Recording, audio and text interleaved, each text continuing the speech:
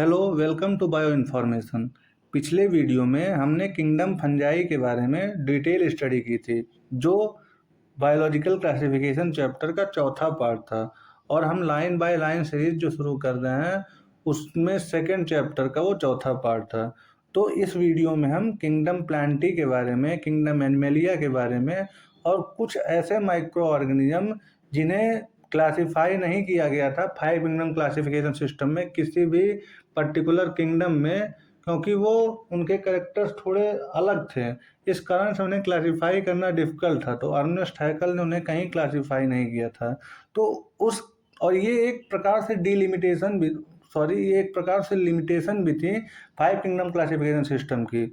उनमें कौन कौन से ऑर्गेनिज्म आते हैं, जैसे वायरस हुआ, वायरियॉन्स हुआ, वायरोइड्स हुआ, लाइकेंस वगैरह हुए, ये सब उनमें आते हैं। तो इस वीडियो में हम प्रयास यही करेंगे कि उन सारी चीज़ों को थोड़ा डिटेल में स्टडी करें और लाइन बाय लाइन स्टडी करने का प्रयास करें। तो आइए इस वीडियो को शुरू करते हैं। लेकिन उससे पहले हम आपसे कहेंगे कि अगर आपको हमारी वीडियोस पसंद आती हैं तो चैनल को सब्सक्राइब करिए और वीडियो को शेयर करिए, जिससे हम और लोगों तक पहुंचने में हमारी मदद हो सके और इससे हमारा उत्साह भी बढ़ता है। तो आइए इस वीडियो को शुरू करते हैं बिना किसी देरी के। तो किंगडम प्लांटी को हम जैसे जानते हैं, इसमें किंगडम प्लांटी में प्लांट जो थे हमारे, उनको क्लासिफाई किया अर्नेस्ट हैकल ने। तो प्लांट का मतलब क्या है कि वो ऑर्गेनिज्म जिनमें सेल वॉल प्रेजेंट होती है, जिनकी सेल में सेल वॉल प्रेजेंट होती है, उनमें सेल वॉल क्यों प्रेजेंट होती है। जैसे हम जानते हैं कि जो एनिमल्स होते हैं वो एक जगह से दूसरी जगह मूव कर सकते हैं, तो उन्हें as compare to plant less environmental changes का सामना करने में थोड़ी डिफ़िकल्टी कम होती है। लेकिन प्लांट क्या रहते हैं कि उसी जगह पे ही स्थिर रहते हैं, उसी जगह पे फिक्स्ड रहते हैं, वो एक जगह से दूसरी जगह मूव करके नहीं जा सकते। तो जैसे ड्रास्टिक इन्वायरमेंटल चेंजेस होते हैं, तो उन्हें उन कंडीशंस को फेस करने के लिए उनमें सेल वॉल दी गई, जिससे कि उन इन्वायरमेंटल चेंजेस को वो फेस कर सके इजीली। तो जब होता क्या है कि जैसे आप लोग टेस्ट करते होंगे, तो कभी कभार पोटैटो ट्यूबर का जब आपने टेस्ट किया होगा तो उसमें ये चेक किया होगा, या ऑनियन पील का कभी सेल काट के चेक करिएगा उसका ट्रांसैक्शन लेके। तो आप जब उसको किसी सॉल्ट सोल्यूशन में डालेंगे तो होता क्या है कि वो सेल श्रिंक हो जाती है, लेकिन जैसे उसको फिर से नॉर्मल वाटर में डालते हो फिर से एक्सपैंड हो जाती है। इसका हम कह सकते हैं कि सबसे बढ़िया एग्जाम्पल है, जैसे आप लोग चना वगैरह जब भिगो के रखते हैं तो वो फूल जाता है। वो क्यों फूलता है? क्योंकि एक प्रोसेस चलता है। उस प्रोसेस का नाम क्या? उस प्रोसेस का नाम है इम्बाइबिशन। तो उस प्रोसेस के थ्रू पानी उस सेल के अंदर चला जाता है और वो फूल जाता है। तो इस तरीके से जो है प्लांट को ड्रास्टिक इन्वायरमेंटल चेंजेस को कोप करने के लिए प्लांट में सेल वॉल दी गई थी। तो हम आते हैं किंगडम प्लांटी को, देखते हैं ध्यान से कि एनसीईआरटी में क्या लिखा हुआ है।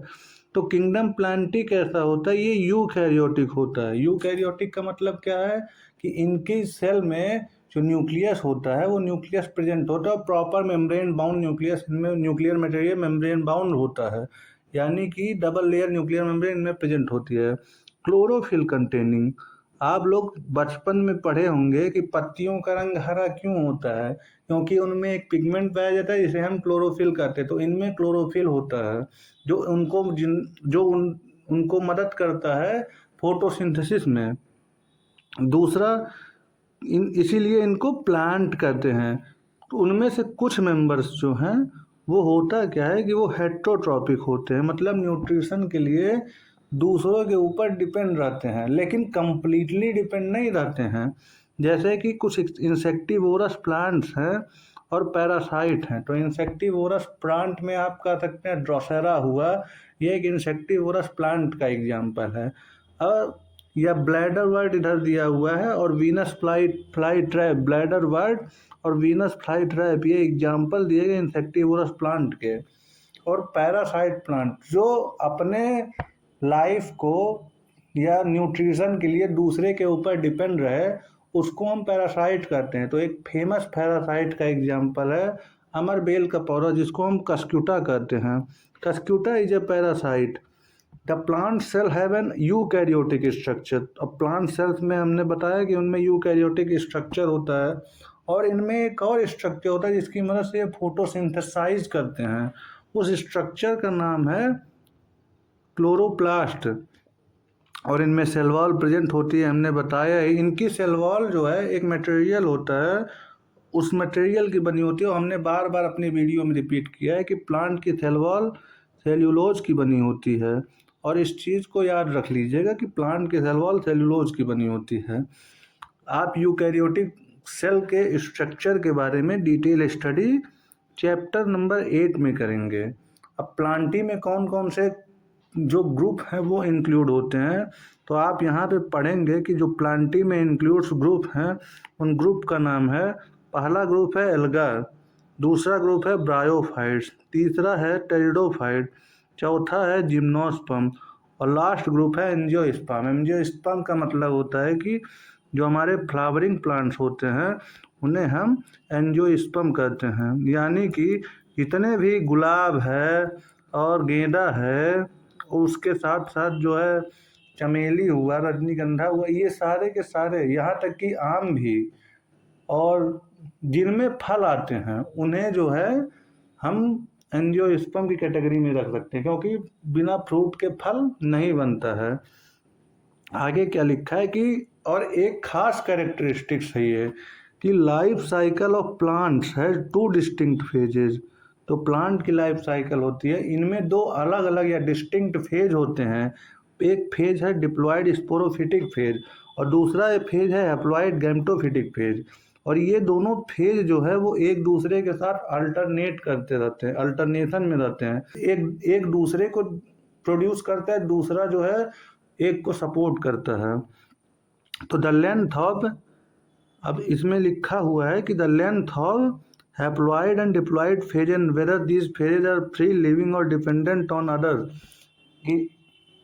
कि एक फेज की लेंथ जो है हैप्लॉयड और डिप्लॉयड फेजेज जो हैं उनकी लेंथ, और साथ ही साथ उनमें से कौन सा फेज एक दूसरे के ऊपर डिपेंड है, उसके बेसिस पर जो है जो प्लांट है वो वैरी करते हैं। Vary among different groups in plant, मतलब अलग अलग प्लांट के ग्रुप में ये फेजेस जो है डिफरेंट होते हैं। किसी में स्पोरोफाइट डोमिनेंट फेज होगा, किसी में गैमेटोफाइट डोमिनेंट फेज होगा, किसी में स्पोरोफाइट गैमेटोफाइट के ऊपर डिपेंडेंट होगा, किसी में गैमेटोफाइट स्पोरोफाइट के ऊपर डिपेंडेंट होगा, किसी में इन दोनों में पार्शियल डिपेंडेंसी होगी कि कुछ चीज़ के लिए डिपेंडेंस है या कुछ समय के लिए, उसके बाद फिर इंडिपेंडेंट हो जाता है, जिनके बारे में आप आने वाले चैप्टर में पढ़ेंगे।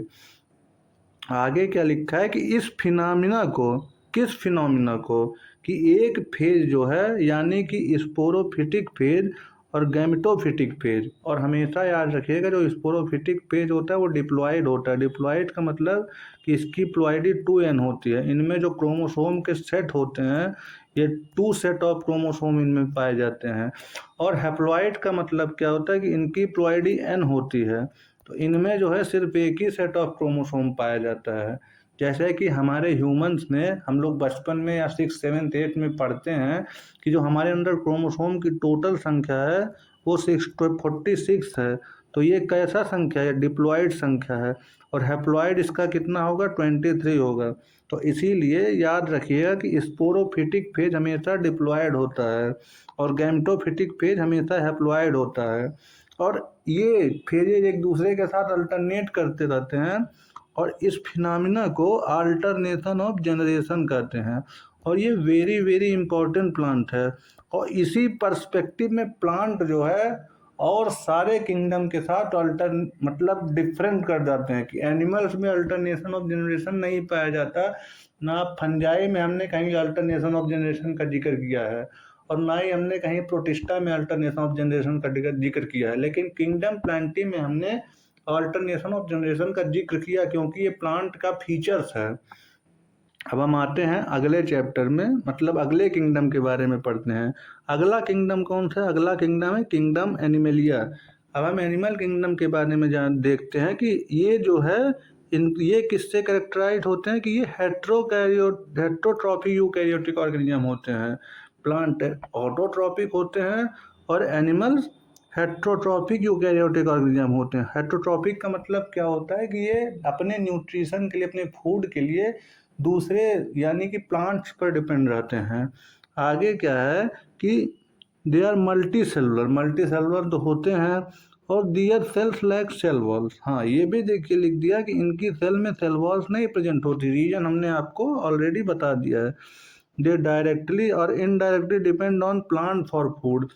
वो डायरेक्ट या इनडायरेक्ट रूप से प्लांट के ऊपर डिपेंड होते हैं फूड के लिए। अब जैसे डायरेक्ट इनडायरेक्ट का मतलब क्या होता है कि जैसे या तो हम डायरेक्ट प्लांट से फल फूड लेके खा लें या उस फूड को प्रोसेस करके और फिर खाएं। तो ये डायरेक्ट इनडायरेक्ट रूप से हम प्लांट्स पर ही फूड के लिए डिपेंड होते हैं, क्योंकि प्लांट्स ही फूड का प्रोडक्शन करते हैं। They digest their food in an internal cavity and store food reserve glycogen और फैट।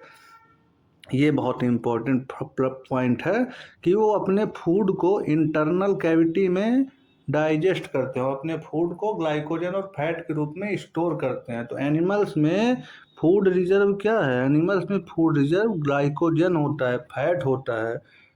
इसीलिए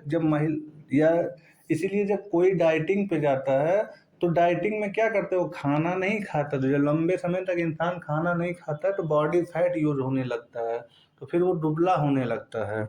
और इंटरनल कैविटी का मतलब जैसे हम खाना खाते हैं तो खाना हम खाते हैं ना यार, पेट में खाना पच रहा है तब तक आराम कर लेते हैं, तो ये पेट डाइजेशन एक इंटरनल कैविटी में हो रहा है। आगे क्या है कि their mode of nutrition is holozoic by ingestion of food. हम क्या करते हैं, हम खाना जो है तोड़ते हैं और मुंह में निगल के खाते हैं। जानवर क्या करते हैं, जब चला दिया जाता है तो वो मुंह डालते हैं अपने बर्तन में और फिर उसको खाते हैं। तो इस तरीके से वो इंजेक्शन करते हैं फूड का और फिर अंदर डाइजेशन करते हैं।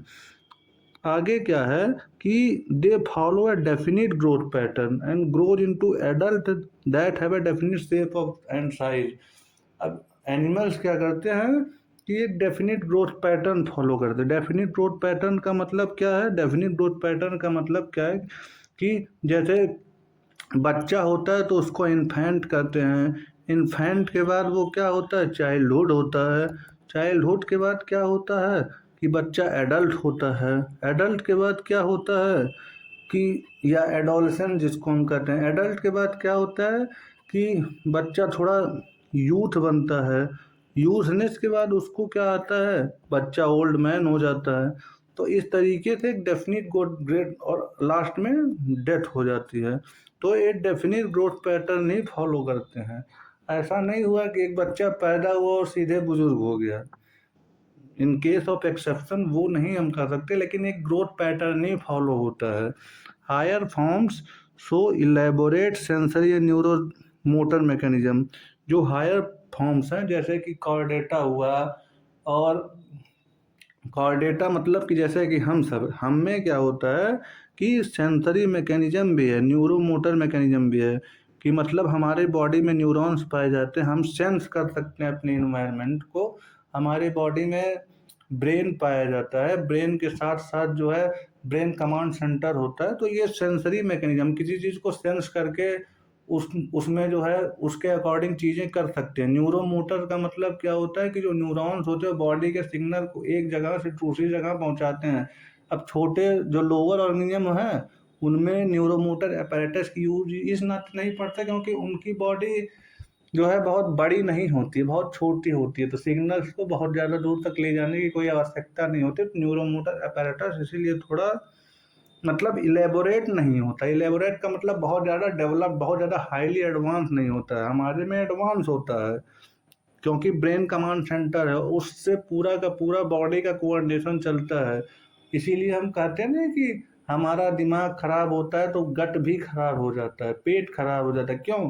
क्योंकि एक जगह से दूसरी जगह कनेक्शन है, हार्मोन्स के थ्रू, न्यूरॉन्स के थ्रू, तो ये सब कनेक्शन होता है। हम सोचते हैं इधर कि हमें पेन उठाना है, तो जैसे ही हम पेन उठाने का सोचते हैं तो एक जगह से दूसरी जगह कमांड गया हार्ट के पास, फिर हार्ट पेन उठाता है।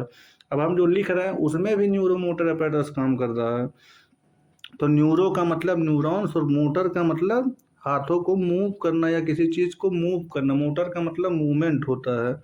आगे most of them are capable of locomotion, इनमें से अधिकतर लोकोमोशन कर सकते हैं। हाँ, कुछ सेडेंट्री होते हैं जो वहीं पे रहना चाहते हैं, नहीं तो अधिकतर जो है मूव कर सकते हैं।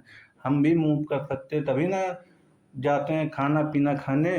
जैसे जो हॉस्टल्स वगैरह में रहते होंगे वो देखते होंगे खाना खाने मेस जाना पड़ता है, तो वो चल के ही जाएंगे, ऐसा नहीं कि वहीं पे उनको कोई ला के खाना दे देगा।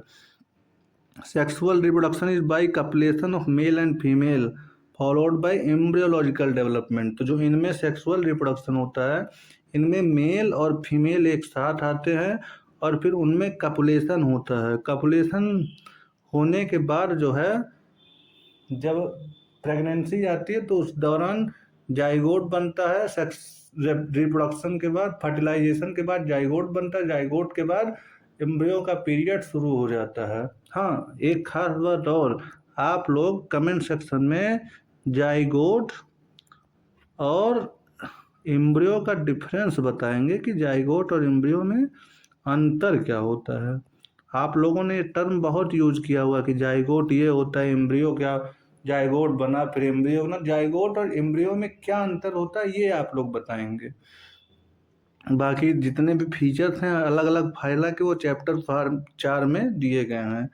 अगला जो हमने बताया कि कुछ चीज़ों को क्लासिफाई नहीं कर पाए थे अर्नेस्ट हैकेल, उन्हें कोई ग्रुप नहीं प्रोवाइड कर सके थे।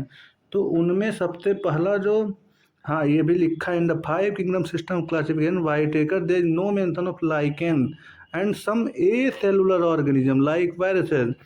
ये बहुत ही इम्पोर्टेंट पॉइंट है कि वायरस क्या है। वायरस एक ए सेलुलर ऑर्गेनिज्म है। वायरस, वायरॉइड्स और प्रियॉन्स ए सेलुलर ऑर्गेनिज्म है। ए सेलुलर का मतलब इनमें सेल्स नहीं पाई जाती हैं। जब आप वायरस का स्ट्रक्चर देखेंगे तो वायरस क्या होते हैं, वायरस होते हैं, वायरस बेसिकली न्यूक्लियो प्रोटीन होते हैं। इनमें न्यूक्लिक एसिड होता है और प्रोटीन, प्रोटीनेशियस कैप होता है जो जो उस वायरस के स्ट्रक्चर को बनाता है। तो आइए इनके बारे में थोड़ा ब्रीफली पढ़ते हैं। इन यहाँ पे ब्रीफ इंट्रोडक्शन ही दिया है। तो हमें जैसे जुकाम वगैरह होता है कि all of us who have suffered the ill effects of common cold और flu know what effects viruses can have on us. तो हम जानते हैं कि हमारे ऊपर वायरस क्या इफेक्ट डाल सकते हैं। अगर हम do not associate with our condition, भले ही हम अपनी कंडीशन इससे एसोसिएट ना कर पाए, लेकिन जब जब भी जुकाम होता है इंसान परेशान रहता है, नाक वगैरह बंद हो जाती है। तो वायरस को जो है क्लासिफिकेशन में जगह क्यों नहीं दी गई थी, क्योंकि इन्हें ट्रूली लिविंग नहीं कंसीडर किया जाता कि ये पूरी तरह से लिविंग है, ऐसा नहीं है। क्योंकि होता क्या है कि जब ये सेल के आउटसाइड रहता है तो ये ना डिवीजन करता है ना ग्रोथ करता है, कुछ नहीं करता। लेकिन जैसे ही सेल के अंदर जाता है तो ये डिवीजन करता है। लिविंग ऑर्गेनिज्म की सबसे खास बात क्या है कि ये रिप्रोडक्शन करता है। रिप्रोडक्शन के साथ इनमें ग्रोथ होती है। तो भाई इसमें ना रिप्रोडक्शन हो रहा है ना ग्रोथ हो रही है जब सेल के आउटसाइड है। लेकिन जैसे ही हमारे सेल के अंदर जाता है, किसी ऑर्गेनिज्म के सेल के अंदर इन्वेजन करता है, तो उसके न्यूक्लियर मटेरियल को कंट्रोल करता है, अपने अकॉर्डिंग चीज़ों को चलाता है, फिर रिप्रोडक्शन भी करता है। तो इसीलिए इसे ट्रूली लिविंग नहीं कंसीडर किया गया है। If we understand living as those organisms that have a cell structure, और यहाँ पे दिया गया है कि लिविंग ऑर्गेनिज्म को हम सेल स्ट्रक्चर जिनके पास होता है वही मानते। तो चूंकि वायरस के पास सेलुलर स्ट्रक्चर तो है नहीं, तो इसी नाते जो है हम इसे लिविंग्स नहीं कंसिडर। क्यों सेलुलर स्ट्रक्चर है, तो कैसा स्ट्रक्चर, तो हमने अभी बताया वायरस क्या होता है, ये न्यूक्लियो प्रोटीन होते हैं। न्यूक्लियो प्रोटीन क्यों होते हैं, क्योंकि इनमें न्यूक्लिक एसिड पाया जाता है, आरएनए या डीएनए, और प्रोटीन, प्रोटीनेशियस कैप पाई जाती है। अब यहाँ पे देखिए वायरसेस की डेफिनीशन दी गई है और बहुत ही आसान डेफिनीशन, बहुत ही अच्छी डेफिनीशन है, इसे आप जरूर याद कर लीजिए। Viruses are non cellular organism that are characterized by having an inert crystalline structure outside the living cell. यानी कि वायरसेज क्या है, ये नॉन सेलुलर ऑर्गेनिज्म है और इनको कैसे कैरेक्टराइज किया जाता है, इनको पहचाना इस तरीके से आता है कि इनका एक इनर्ट क्रिस्टलाइन स्ट्रक्चर होता है आउटसाइड द लिविंग सेल। या इनर्ट स्ट्रक्चर का मतलब they are incapable of performing any life function outside the living cell. They can perform the living function only inside the living cell of an living organism. तो इस तरीके से इनका outside structure inner crystalline structure होता है।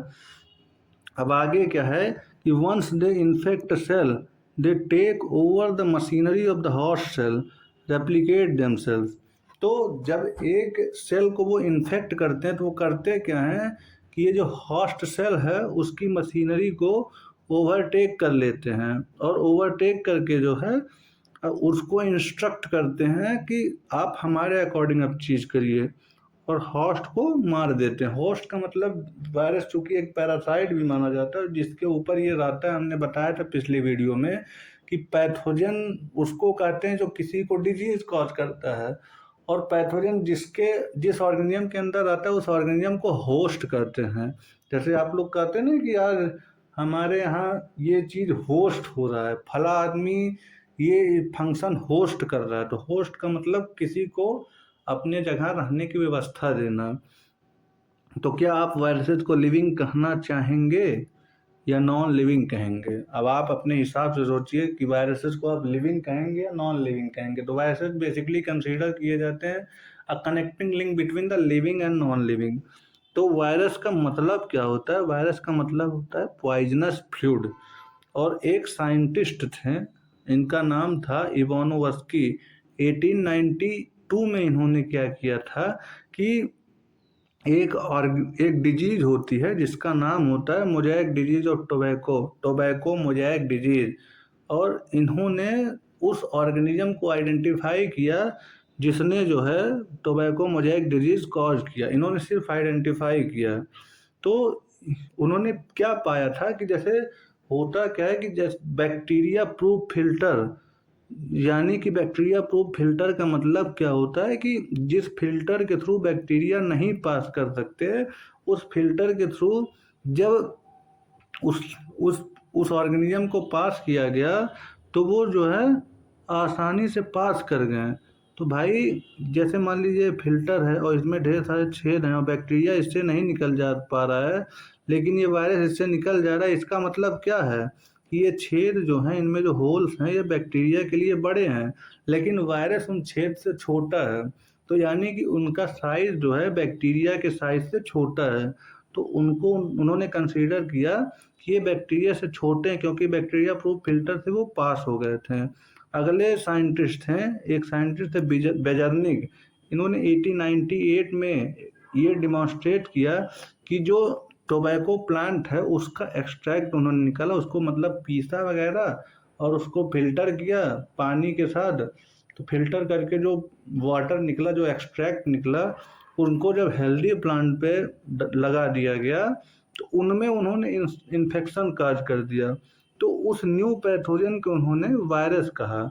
और जो fluid उन्होंने निकाला था, यानी कि जैसे उन्होंने जब फिल्टर वगैरह करके जो पानी इकट्ठा किया नीचे तो उनमें वायरसेस थे। तो उस फ्लूइड को उन्होंने कंटाजियम वाइवम फ्लूडियम कहा, यानी कि इन्फेक्शियस लिविंग फ्लूइड उन्होंने कहा। फिर 1935 में WM स्टेनले आते हैं, एक साइंटिस्ट जिन्होंने वायरस को क्रिस्टलाइजेशन किया, वायरसेस का क्रिस्टलाइजेशन किया। क्योंकि वायरस होता क्या है कि न्यूक्लिक एसिड और प्रोटीन का स्ट्रक्चर्स होते हैं। तो वायरसेस आसानी से क्रिस्टलाइज हो जाते हैं क्योंकि क्रिस्टल्स जो हैं वो प्रोटीन्स के बने होते हैं। आप जब वायरस का स्ट्रक्चर देखेंगे तो यहाँ पर एक वायरस का स्ट्रक्चर दिया हुआ है। ये बेसिकली एक वायरस ही है जिसको हम बैक्टीरियोफाज कहते हैं और ये टोबैको मोज़ेक वायरस का स्ट्रक्चर है। तो आप यहाँ पर स्ट्रक्चर में देख सकते हो कि ये प्रोटीन कोट है जिस कोट को हम कैप्सिड कहते हैं। और इसकी जो एक सिंगल यूनिट है, ये सब जो एक एक यूनिट है, इन यूनिट को हम कैप्सोमियर कहते हैं। इनको हम क्या कहते हैं? इन्हें हम कैप्सोमियर कहते हैं। और ये न्यूक्लिक एसिड है तो इसे ये RNA हो सकता है, कुछ में DNA भी होता है। तो इसीलिए इन्हें हम क्या कहते हैं? इन्हें हम न्यूक्लियोप्रोटीन कह रहे हैं। और जब यहाँ पर भी देखिए बैक्टीरियोफाज का स्ट्रक्चर में क्या है, ये हेड होता है, इसके पास एक कॉलर होती है। कॉलर के नीचे क्या होता है कि शीथ के थ्रू ये लिविंग मटेरियल्स को अपने ट्रांसफ़र करता है। इसी हेड के अंदर लिविंग मटेरियल इनमें प्रेजेंट होते हैं, जो बेसिकली आरएनए होता है, सॉरी डीएनए होता है, डबल स्ट्रैंडेड डीएनए। तो इस कॉल शीथ के थ्रू अपने लिविंग मटेरियल को इंजेक्ट करता है और ये इनमें टेल फाइबर्स होते हैं। इसकी मदद से किसी लिविंग सेल से कांटेक्ट करता है और इंजेक्ट कर देता है अपने लिविंग मटेरियल्स को जब उसके कांटेक्ट में आता है। तो इन एडिशन टू प्रोटीन, अब हाँ, एक खास बात क्या है कि दे आर इनर्ट आउटसाइड ये स्पेसिफिक होस्ट सेल। वायरसेस बहुत ही स्पेसिफिक होते हैं। वो ऐसा नहीं कि टोबैको मोज़ेक वायरस है तो किसी दूसरे प्लांट को, टोबैको को छोड़ के किसी दूसरे प्लांट को इन्फेक्ट कर देगा। वो तंबाकू को ही इन्फेक्ट करेगा बार बार, बाकी और किसी के बाहर वो इन्फेक्शन नहीं कॉज कर सकता। जैसे कि कोरोना वायरस था, कोरोना वायरस अपने होस्ट को लेके स्पेसिफिक था कि वो सिर्फ ह्यूमन को ही इन्फेक्ट कर रहा था और किसी को इन्फेक्शन बहुत जल्दी नहीं कॉज कर रहा था, क्योंकि वो स्पेसिफिक होते हैं, वो सिर्फ ह्यूमन को इन्फेक्शन कॉज करते हैं। इसीलिए वायरस को क्या कहते हैं, वायरसेस को ऑब्लिगेट पैरासाइट कहते हैं। ऑब्लिगेट पैरासाइट का मतलब क्या होता है, ऑब्लिगेट पैरासाइट का मतलब ये होता है कि वो उसी पर्टिकुलर होस्ट को इन्फेक्ट करेंगे जिनके लिए वो बने हुए हैं। तो in addition to protein, virus also contain genetic material that could be either DNA or RNA. हमने आपको बताया कि प्रोटीन के अलावा वायरसेस जो हैं एक जेनेटिक मटेरियल भी रखते हैं, तो आरएनए हो सकता है या डीएनए होता है। आरएनए का मतलब राइबो न्यूक्लिक एसिड और डीएनए का वायरसेस मतलब डीऑक्सी राइबो न्यूक्लिक एसिड। कोई भी वायरसेस आपको ऐसा नहीं मिलेगा दुनिया में जिसमें दोनों न्यूक्लिक एसिड हो, आरएनए और डीएनए दोनों हो। या तो आरएनए होगा उसमें या तो डीएनए होगा, दोनों एक साथ नहीं हो सकते हैं।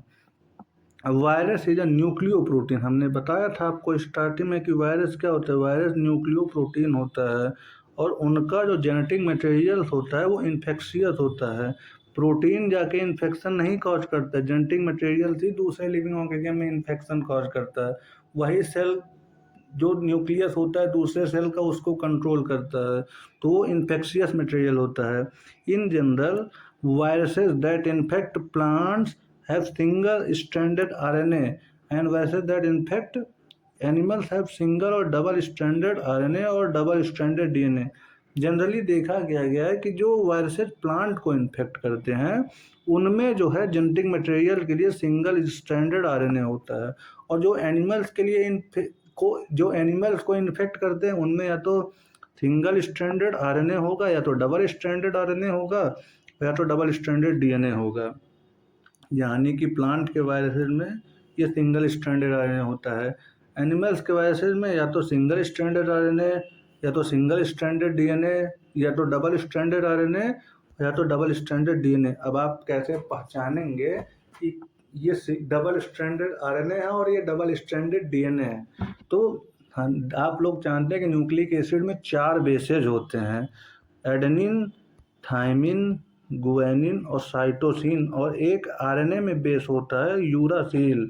तो अगर उनमें बेसेस जो हैं यूरासिल पाया जाता है, भले वो डबल स्ट्रैंडेड है लेकिन उस यूरासिल के कारण वो डबल स्ट्रैंडेड आरएनए कंसीडर किया जाएगा, और अगर उनमें थाइमिन है तो वो डबल स्ट्रैंडेड डीएनए माना जाएगा। आगे क्या है कि बैक्टीरियल वायरसेस और बैक्टीरियोफाज, जो हमने अभी आपको ऊपर दिखाया, जो फाज का मतलब क्या है कि वो वायरसेस जो बैक्टीरिया को इन्फेक्ट करते हैं, ये इनमें क्या मटेरियल होता है, हमने बताया था कि ये डबल स्ट्रैंडेड डीएनए वायरस होते हैं, इनमें डबल स्ट्रैंडेड डीएनए वायरस होता है। और आप इस चीज़ को याद कर लीजिएगा, ये लाइन बहुत ही इम्पोर्टेंट है, ये भी लाइन इम्पोर्टेंट है और साथ ही साथ ये भी लाइन इम्पोर्टेंट है, ये भी लाइन इम्पोर्टेंट है, ये पूरा पैराग्राफ ही इम्पोर्टेंट है आपके लिए। इससे भी क्वेश्चन पूछे जाते किसने क्रिस्टलाइज वगैरह किया था। अब हम देखते हैं कि जो वायरस का प्रोटीन कोट होता है जिसको हम कैप्सिड कहते हैं।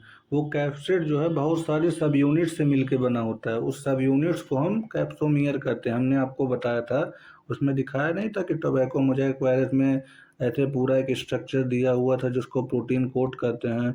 तो इस पूरे के पूरे स्ट्रक्चर को कैप्सिड कहेंगे, लेकिन जो इसकी एक सब यूनिट है, इस सब यूनिट को हम कैप्सोमियर कहते हैं। पूरा स्ट्रक्चर कैप्सिड हो जाता है और एक सब यूनिट को सब कैप्सोमियर कहते हैं। इसका फंक्शन क्या है? इसका फंक्शन है कि न्यूक्लिक एसिड को प्रोटेक्ट करता है। Capsomeres are arranged in helical or polyhedral geometric form. जो कैप्सोमियर होता है वो किसी भी फॉर्म में अरेंज, या तो वो हेलिक्स के फॉर्म में अरेंज हो सकता है और या तो जो है पॉलीहेड्रल ज्योमेट्रिकल फॉर्म में भी अरेंज हो सकता है। ये पॉलीहेड्रॉन है, इनमें बहुत सारे साइड्स होते हैं और ये बेसिकली एक आइकोसाहेड्रल स्ट्रक्चर, जो बैक्टीरियोफाज का स्ट्रक्चर वो आइकोसाहेड्रल स्ट्रक्चर। आइकोसाहेड्रल का मतलब क्या होता है? आइकोसाहेड्रल का मतलब ये होता है कि उनमें टोटल 20 साइट्स होती हैं। तो इस स्ट्रक्चर को हम आइकोसाहेड्रल स्ट्रक्चर कहते हैं। आगे हम देखते हैं कि वायरसेस जो है वो डिजीज कॉज कर सकते हैं, जैसे कि mumps, small pox, herpes and influenza. तो वायरस का जब हम नाम देते हैं तो जैसे मम्प है, मम्प का मम्प वायरस। स्मॉल पॉक्स का नाम क्या हो जाता है? Small pox virus. हर्पीज का नाम क्या हो जाएगा? Herpes virus. इन्फ्लुएंजा का नाम इन्फ्लुएंजा वायरस। ऐसे ही एड्स है, तो एड्स को इन्फेक्शन करने वाले वायरस का नाम क्या है? एड्स को इन्फेक्शन करने वाले वायरस का नाम है HIV। HIV का मतलब क्या होता है? Human immunodeficiency virus.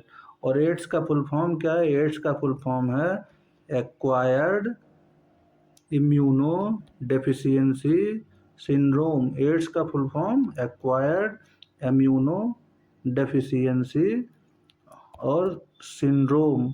तो ये आप लोग याद कर लीजिएगा, ये भी कभी कभार कम्पिटिटिव एग्जाम में पूछा जाता है।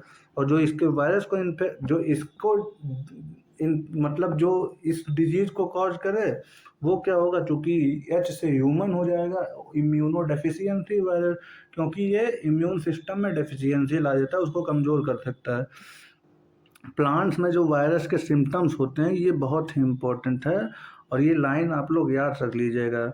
इनमें मोज़ेक फॉर्मेशन होता है, साथ ही साथ लीफ रोलिंग होती है, लीफ कर्लिंग होती है, लीफ येलोइंग होती है। लीफ येलोइंग के साथ क्या होता है कि वेन क्लियरिंग भी हो सकती है, ड्वार्फिंग भी हो सकती है, स्टंटेड ग्रोथ भी हो सकता है।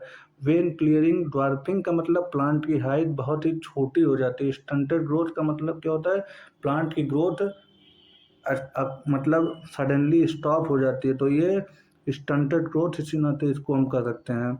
वायरवाइड्स, अगला जो स्ट्रक्चर है वो वायरवाइड्स। 1971 में एक साइंटिस्ट थे टीओ डाइनर, और टीओ डाइनर ने क्या किया? उन्होंने एक नया इन्फेक्शियस एजेंट खोजा और जो वायरसेस थे भी छोटा था। तो चूँकि वो वायरस से छोटा था और वो एक डिजीज़ कॉज करता था और उस डिजीज़ का नाम था पोटैटो स्पिंडल ट्यूबर डिजीज़। तो इसके कारण जो है उन्होंने क्या कहा कि ये सिर्फ क्या था? ये सिर्फ एक फ्री आरएनए था, यानी कि इसमें सिर्फ और सिर्फ आरएनए था, डीएनए नहीं था। तो इस आरएनए वाले स्ट्रक्चर को जो है, और इनमें प्रोटीन कोड एब्सेंट होता था। It lack the protein code that is found in viruses. ये सिर्फ और सिर्फ नेकेड आरएनए था। अगर आपसे पूछा जाए कि वायरवाइड्स को डिस्क्राइब करिए तो वायरवाइड्स आर स्मॉलर नेकेड आरएनए, तो इनको हम सिर्फ स्मॉलर नेकेड आरएनए ही कहते हैं। तो इसीलिए इसका नाम इन्होंने क्या रखा था? इसका नाम इन्होंने वायरवाइड रख दिया। और इसका जो आरएनए होता है वो बहुत ही कम मॉलिक्यूलर वेट का होता है, यानी कि ये वायरस से भी छोटा होता है मॉलिक्यूलर वेट में।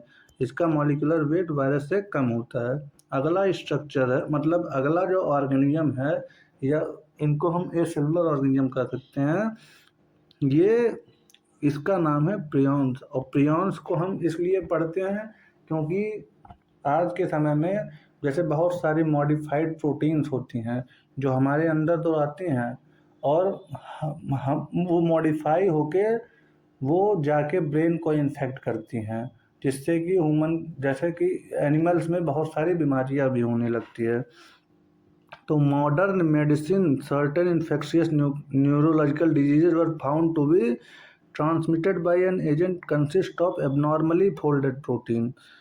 तो कुछ डिजीज़ जो है, जो मॉडर्न मेडिसिन में जब रिसर्च हुई तो उन्होंने देखा कि कुछ न्यूरोलॉजिकल डिजीज यानी कि जो ब्रेन से रिलेटेड, ब्रेन के फंक्शन से रिलेटेड डिजीज थी, वो ट्रांसमिटेड होती है किसके द्वारा? एक एजेंट है जो क्या है, वो एबनॉर्मली फोल्डेड प्रोटीन है। भाई हमारी ही बॉडी है, हम पढ़ते हैं कि बॉडी में, या आगे पढ़ेंगे कि बॉडी में प्रोटीन की फोल्डिंग होती है, जिसमें primary folding, secondary folding, tertiary folding.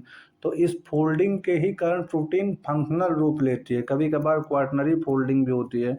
तो फंक्शनल रूप में आने के लिए प्रोटीन की फोल्डिंग जरूरी है और सही फोल्डिंग जरूरी है।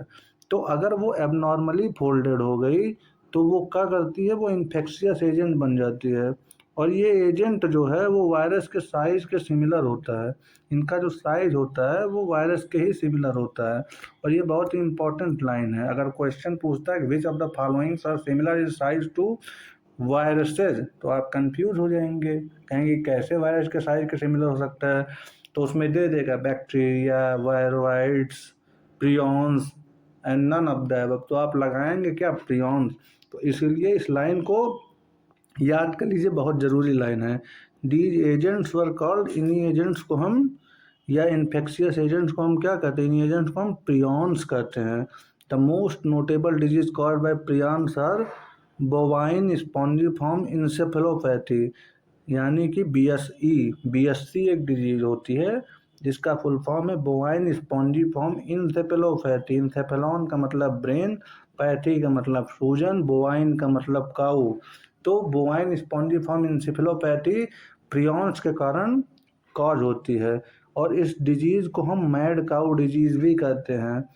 हमने आपको बताया ना कि बोवाइन का मतलब काऊ, इंसेफेलॉन का मतलब ब्रेन, पैथी का मतलब सूजन आ जाना। तो जब सूजन आ जाएगा तो काऊ, मैड काऊ हो जाएगी। और ये बेसिकली जो हमारे कैटल्स होते हैं, जैसे गाय, भैंस, इन सब में होता है। और इसका एक एनालॉगस वेरिएंट, मतलब डिजीज़ तो लगभग वैसी ही है, लेकिन होता क्या है, थोड़ा सा मॉडिफिकेशन है, थोड़ा सा चेंजेस है। उस डिजीज़ का नाम क्या है? उस डिजीज़ का नाम है क्रुज़फेल्ड जैकब डिजीज़, जिसको हम CJD कहते हैं। वो जानवरों में नहीं होती, इसीलिए वो एनालॉगस वेरिएंट है, वो ह्यूमन्स में होती है। तो अगर पूछता है कि BSE किस में होता है, तो कैटल में होता है। BSE किस में होता है? कैटल में। इसका नाम क्या है? मैड काऊ। और BSE का अगर एनालॉगस पूछा जाता है तो CJD, क्रुज़फेल्ड जैकब डिजीज। मेरे साथ रिपीट करिए, क्रुज़फेल्ड जैकब डिजीज। अगला जो मतलब जो अगला लिविंग ऑर्गेनिज्म है उसका नाम है सिम्बायोटिक एसोसिएशन। इन्हें ऑर्गेनिज्म नहीं कहेंगे, ये एसोसिएशन होता है। हमने आपको पिछले वीडियो में सिम्बायोसिस बताया था क्या होता है। सिम्बायोसिस का मतलब क्या होता है कि एक दूसरे के लिए म्यूचुअली यूजफुल होते हैं। इनका एसोसिएशन, जब ये एक साथ रहते हैं तो एक दूसरे के लिए म्यूचुअली यूजफुल होते हैं। हमने एग्जाम्पल जैसे कि आप रेंट पे रहते हैं, तो होता क्या है कि एक ने कहा दिया हम खर्चा दे देंगे, रूम रेंट दे देंगे, दूसरे ने कहा ठीक है हम सब्जी वगैरह ले आएंगे, खाना बना देंगे। तो इससे दोनों का फायदा हो रहा है, एक ने आवास दे दिया, दूसरे ने भोजन दे दिया। तो symbiotic association mutually useful association होता है। ये किसके किसके बीच का? पिछले वीडियो में बताया एल्गी और fungi. The algal component is known as phycobiont और fungal component is known as mycobiont. अब एल्गी के लिए एक वर्ड यूज होता है फाइको, और फंगस के लिए वर्ड यूज होता है, हमने वीडियो में बताया था, माइको।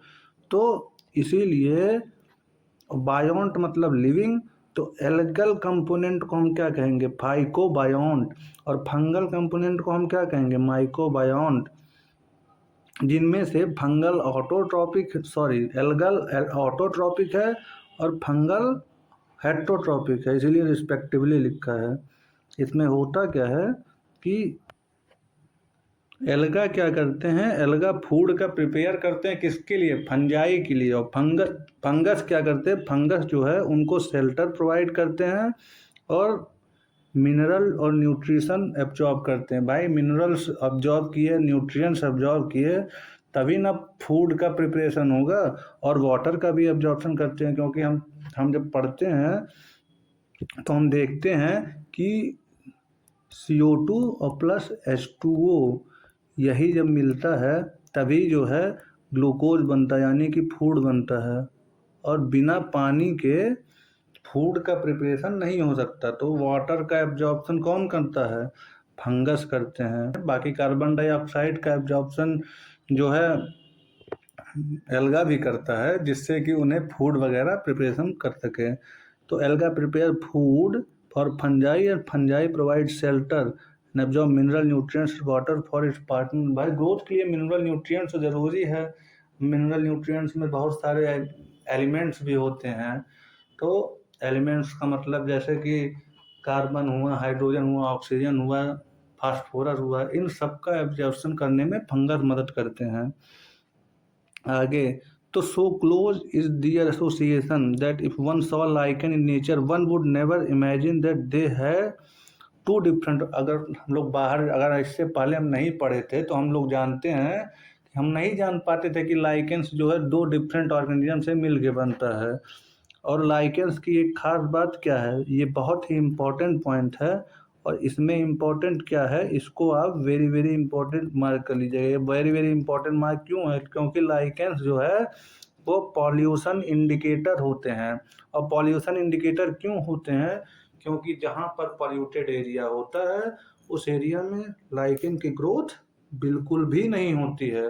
तो इस तरीके से हमने इस चैप्टर को कंप्लीट कर लिया है।